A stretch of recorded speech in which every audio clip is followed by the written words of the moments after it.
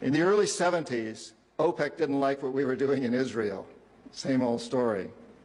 And so they cut off our oil supplies. So some of you will remember these long lines at the gas stations. And we feared we were going to have another depression like the 1929 depression. And so the U.S. Treasury Department came to me and other economic hitmen and said, listen, you know, we can't allow OPEC to blackmail us anymore. You guys got to come up with a plan so this will never happen again. We knew that that plan had to involve Saudi Arabia because it had more oil than anybody else, and it also, the House of Saud, the royal family, was corrupt and corruptible.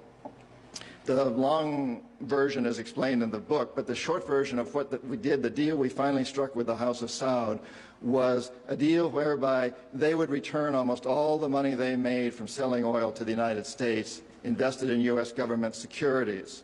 The U.S. Treasury Department would use the interest from those securities, which over the years has amounted to trillions of dollars, to hire U.S. companies to westernize Saudi Arabia, build petrochemical complexes, desalinization plants, whole cities out of the desert, McDonald's and all the other things that go along with our Western culture. The House of Saud would also agree to keep the price of oil within limits acceptable to the oil companies, possibly not acceptable to you and me, but acceptable to the oil companies. And this is very, very important. They agreed that they would never, ever sell oil for anything other than U.S. dollars. This happened in the early 70s, right after we'd gone off the gold standard because we were bankrupt, because we could not pay off our debts to European countries in gold. Nixon took us off the gold standard. And then we were stuck with a situation as why will anybody in the world use dollars? So very shortly we came up with this plan, which in essence put the dollar on the oil standard. You cannot buy oil on the world market for anything other than dollars, and that's very important to the corporatocracy. Our part of the bargain was we agreed to keep the House of Saud in power, in control. It was an amazing deal, the deal of the century.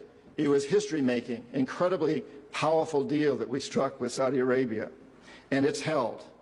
It's had some what the CIA calls blowback, unintended consequences. There's been some blowback, but on the whole, the corporatocracy looked at this as an incredible success. I had done my job. We economic hitmen did a great job with that one. So we decided that Saddam Hussein ought to accept something very similar. Now, probably a lot of you know that Saddam has been our boy for a very, very long time. You may remember Abdul Karim Qasim, who was president of Iraq in the early 60s. Qasim came up with a unique concept. He said, Iraqi oil ought to go to benefit the Iraqi people. How novel is that?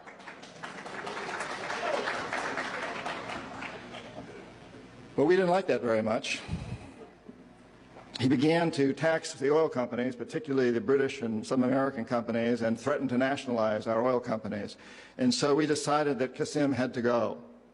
The CIA sent an assassination team. It was headed by a man who was still going through high school, an Iraqi citizen who was still going through high school. They riddled Qasim's car with bullets on the streets of Baghdad and missed him. The head of this assassination team was wounded and fled to Syria. His name was Saddam Hussein. He was a CIA agent in those days, an assassin for us. He failed. And so the CIA went directly, and this is all history, I'm not creating this. CIA went in and had Qasim publicly executed on Iraqi television. They put Saddam's cousin in charge. He became president of Iraq, and Saddam became vice president in charge of security. Eventually, as you know, he became president. He was our boy. He was our man. And in the 1980s, we decided that Saddam Hussein ought to accept something similar to Saudi Arabia. It was such a successful deal, because after all, what we want to do is control the Middle East and control the oil in the Middle East. And incidentally, I'm going to get back to Iraq in just a moment, but for those of you who think that Israel is about creating a homeland for the Jewish people, you're as deceived as most of them are. It's partly about that, perhaps, but what it's really about is creating a surrogate fortress in the middle of the Middle East. The Israelis are being used as pawns. They're being used like old armies used to use sheep that ran before the armies. They're our surrogates. And their leadership knows that. Most Israelis probably don't. They think they're creating a homeland. But it's a very, very sad situation of what's going on there. And of course, the Lebanese and the Palestinians are caught in the middle of this. And Iraq is part of that too. We have to remember that Middle Eastern oil is the oil that's used by a great deal of Europe and China and Japan. If we control Middle Eastern oil, we control our biggest potential competitors, Japan, China, Europe. So it's very important that we do that. So in the 80s, we decided that Saddam ought to accept the same sort of deal that the Saudis had accepted. The economic hitmen went in and did their job on him, but he wouldn't buy. He'd been our man, but he wouldn't buy. If he had, he'd still be president of Iraq, and we'd be selling him all the tanks and fighter jets and all the chemical plants he wants. But he wouldn't buy. So we sent in the jackals. They couldn't take him out. His security was very good, and he had many doubles, many lookalikes. Now, in the case of both Roldos and Torrijos, the way we assassinate presidents like that, well, let me ask you a question. If you're the president of a country and you're surrounded by men with AK-47s and other heavy armaments, your bodyguards, and somebody wants to assassinate you, who's the most likely candidate to be your assassin? Your bodyguards, particularly if they happen to be trained at the School of the Americas. And Roldos' and Torrijos' bodyguards were trained at the School of the Americas. Almost all of them were.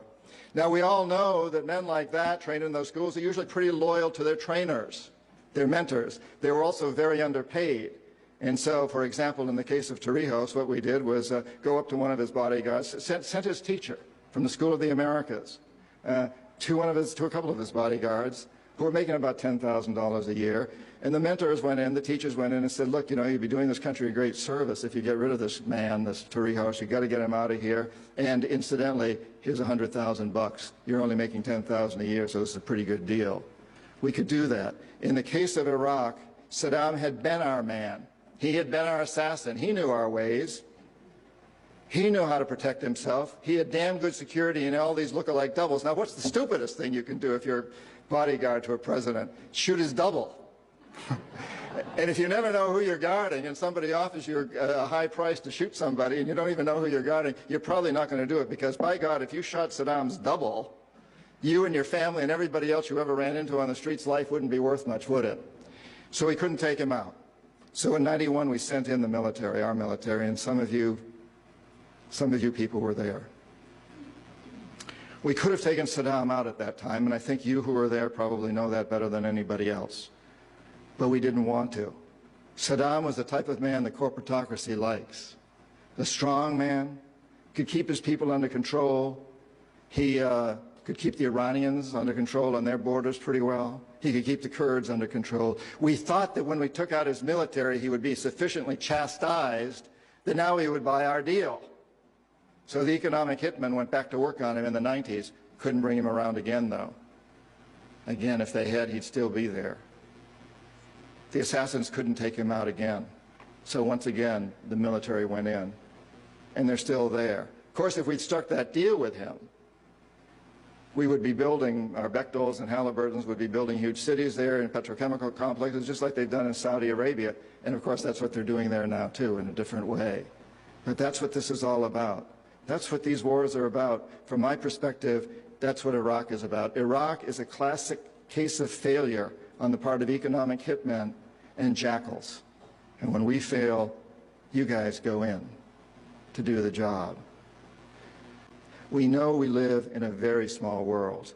We also know that today we have all the resources that we need to create a better world. 24,000 people die every single day from poor food, starvation, or hunger-related diseases. 24,000 people died on 9/11 from hunger. 24,000 people died today from hunger. But it doesn't have to happen. We have all the resources we need to change that. And that is the cause of so many of these problems, the fact that we've created a world where there's so much desperation, where there's so much poverty and anger and so much fear around the world. But we can change that.